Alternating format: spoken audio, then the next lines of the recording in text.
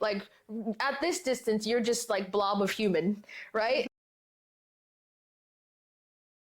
Welcome back to Tentacle Quill, and we are sitting down again with Lily Mordaunt. Hi. Amazing person who I did my master's in creative writing with. So today we wanted to talk a little bit about genre fiction. And this is a topic that we actually did a talk on in university. Yes.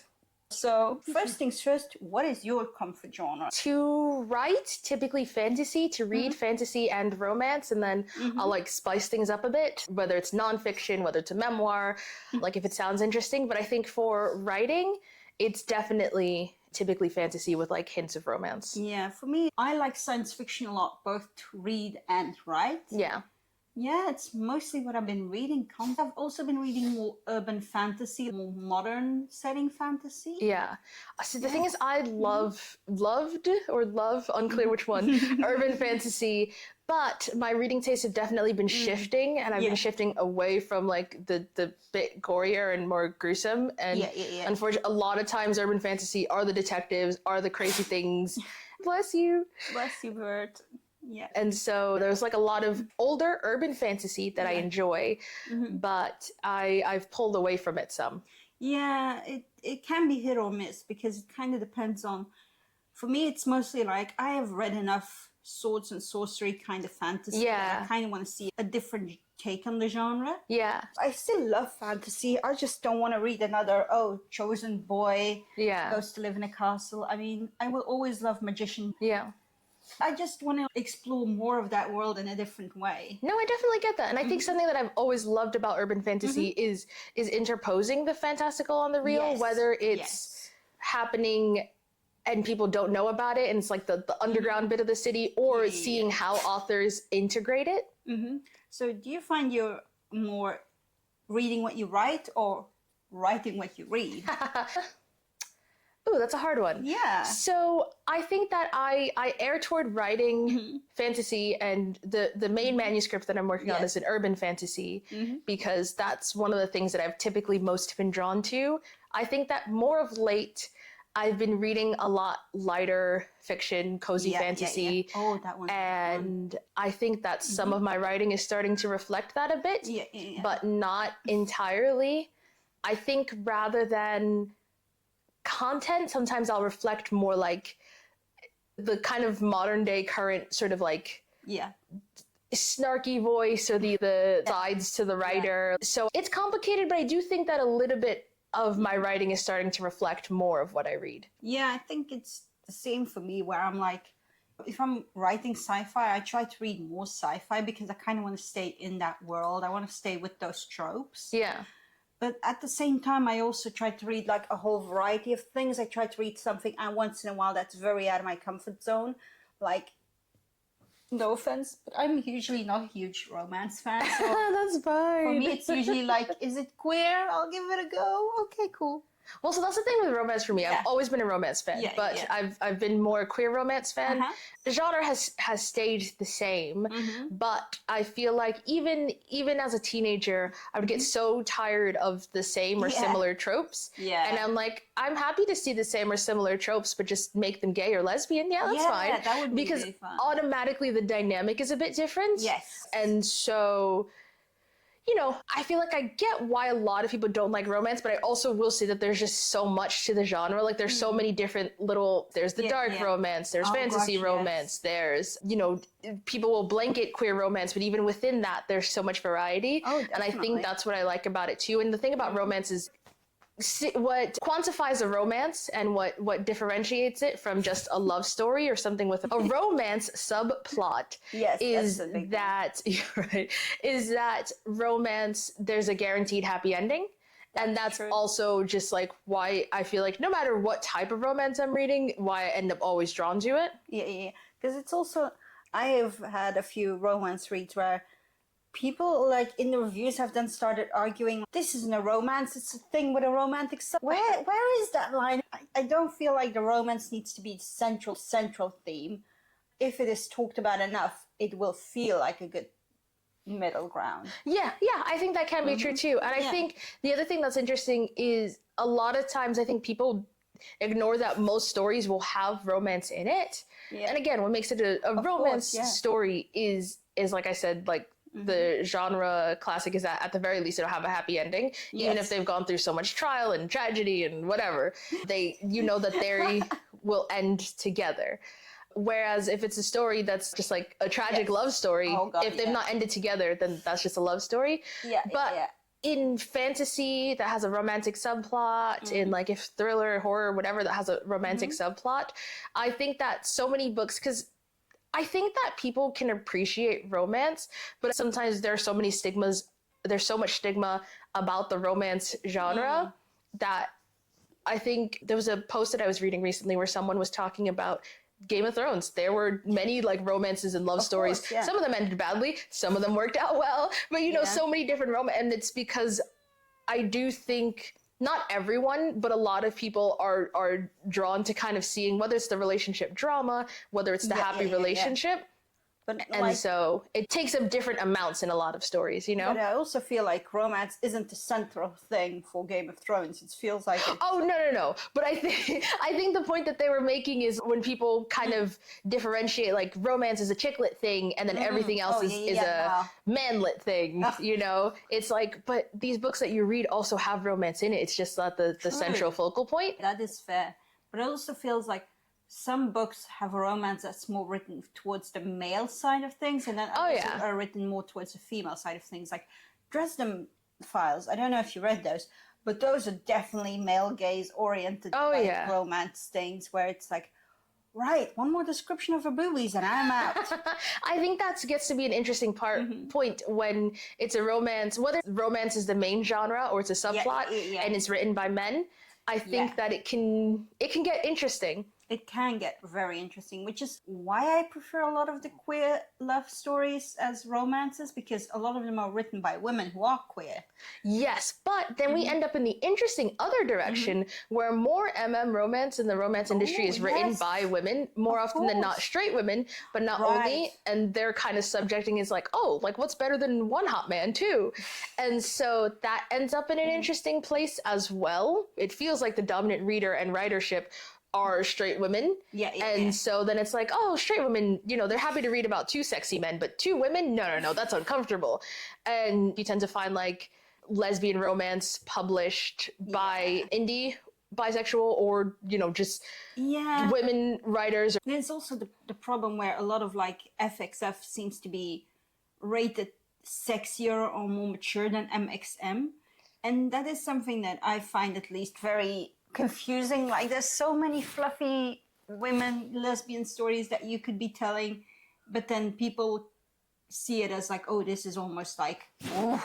So it's so interesting that that's your experience. I feel like a lot of the trad pub FF romance that I've seen have been tamer than even like the straight romance, because it's like, oh, well, we're trying to market it to the female readers and you promote the love and all of that, but people may get uncomfortable reading about women having sex. But men having sex, oh, you can be super explicit. And like the straights having sex, oh yeah, you can be super explicit. Yeah.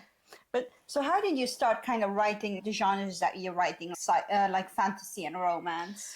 So for me, I think while romance plays a larger part in what I read, it's a subplot in what I write.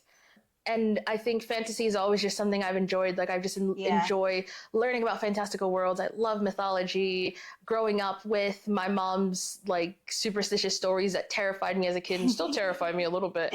But, you know, just thinking about crossover similarities across the board in different mythologies. And so just coming up with whatever random thing I can imagine. And I think that's what's always kept me interested in fantasy, because it's kind of endless. For me, I think the more I read sci-fi, the more I want to write sci-fi, because it's just a really exciting world to me to like see what other people come up with and seeing sort of my own little ideas validated and actually this could be a really good novel, or you could really go somewhere. Because especially Calamity at Kotori 5 was kind of inspired by like Heinlein, almost kind of his boy novel stuff. So yeah, and it was just really fun for me to experiment with that. It was by no means hard sci-fi. And I don't think I will ever go into like very hard sci-fi because I just don't have a scientific background. Yeah. But at the same time, also like writing horror comedy. Like I am a huge horror fan. I love horror books. I love horror movies. So you get to know the tropes, and that makes it really easy to identify them and play around with them. Know the rules before you break them, kind of. So what kind of projects are you currently working on? Oh, the projects that I should be working on. It's my main manuscript that's an urban fantasy story. And I think the thing is, I'm shifting sort of my preferences as a reader, and I think reconciling that as a writer, because what I'm working on, you know, it's not necessarily a typical urban fantasy story in that I feel like the trope for urban fantasy has become like the detective or the person solving a case. And so it's urban fantasy in that it's magic happening in a city setting. Yes. But there are gruesome bits, some morbid bits that I'm not comfortable reading anymore. And I'm like, you know, I can probably work my story around it, but something that I've been working on so long in some of these scenes that I'm like, how can I either shift it, make it differently impactful, or will I just keep writing it and I'll just write it in the middle of the day sitting in the sunlight so that it's okay and not think about it again until I have to edit? Yeah, I feel you there, because like my moonshot is something that I started writing before we even started our masters. Yeah. And so it feels like there is this like this part that was written before I got a lot better at writing, before I got a lot better at like pushing myself. And now do I start just fully start over, or do I just live with that gradient and edit it in the future? Yeah, that's what I'm kind of still figuring out as well. And I think in addition to that, it's also just writing more short stories. A lot of times my short stories have been written for class or maybe one or two writing contests. And so I want to try to just like generate more to prompts. Yes, definitely. And so I just have more material to post on my website. Yeah, that's actually a really good shout, because I want to do a bit more short stories as well, because you can submit them easier. They're not as long-term as a novel project, because especially now, I feel that as you get better at writing, you spend a bit more time writing, a little less time editing. Yeah. But it's the writing that's the hard work. Yeah, exactly. So yeah, and what kind of tropes do you prefer in the romance genre or in the other genre? Yes, I have manhandled a kitten onto my lap. I think so for romance, and then this falls into a lot of fantasy as well, though. I love found family. Yeah. I love like the romance has been starting to use a lot more of the fan fiction tags. So it'd be like classed as hurt/comfort, but I also am a fan of that. I think in fantasy, I like the big magic, for lack of a better word. I like seeing how creative an author will come up, be, even whether it's urban fantasy or epic fantasy or cozy fantasy. Because I think cozy fantasy, sometimes it can be cozy, but you can still have a magical world, or there can be, you know, elves, and what's the elven society like, or which is magic like. Like I like to read the actual magic and not have it be a subplot or background. And then when it is a subplot or background, I do think it's interesting to see how it intersects and interacts with the world. But I want the magic. No, I get you. For me, I like a lot of tropes in science fiction that are just like anti-hero. Yeah. Or like grumpy main character. Yeah. Because we've had so many arrogant main characters chosen coming up from the bottom. And it's like, okay, we've seen this before. So I'm very just character driven in my reading taste. So... Yeah.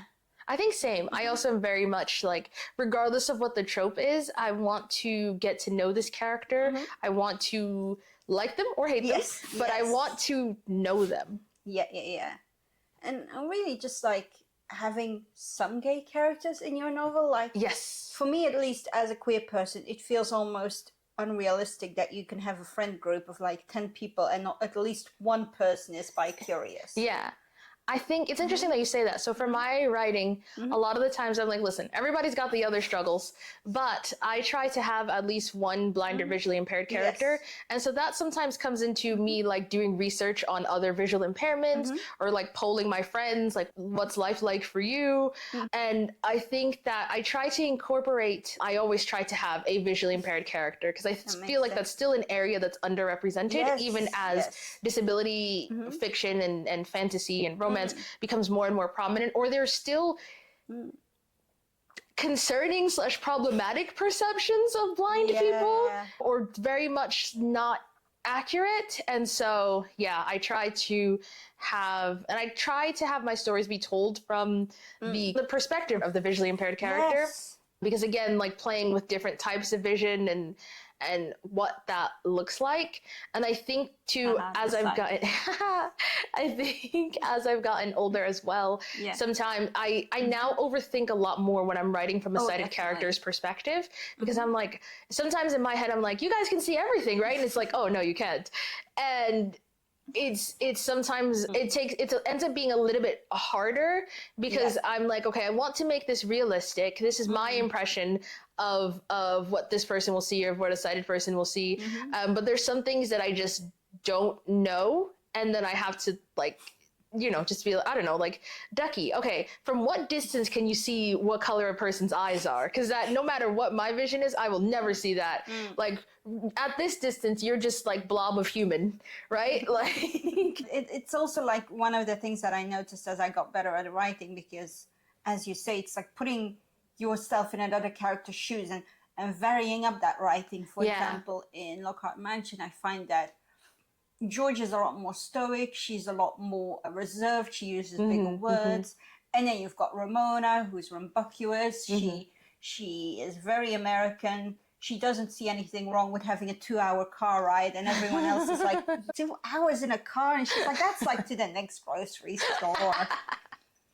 So it's trying to put those experiences and those things that you talk about with other people, like when I talk to my American friends and they go like, oh yeah, it's only 4 hours to the concert. Just like a mild side tangent, coming to the UK, I've had to explain a lot more, or like realize how many misconceptions a lot of people have about the US and just in general. And it's like, it's a pretty big country, guys. But also the stereotype you see might be for the South, but the West Coast is very different versus the Northeast, So that is all we have time for today. So thank you again for tuning in, and thank you, Lily, for talking to us. Thank you for having me. Yay!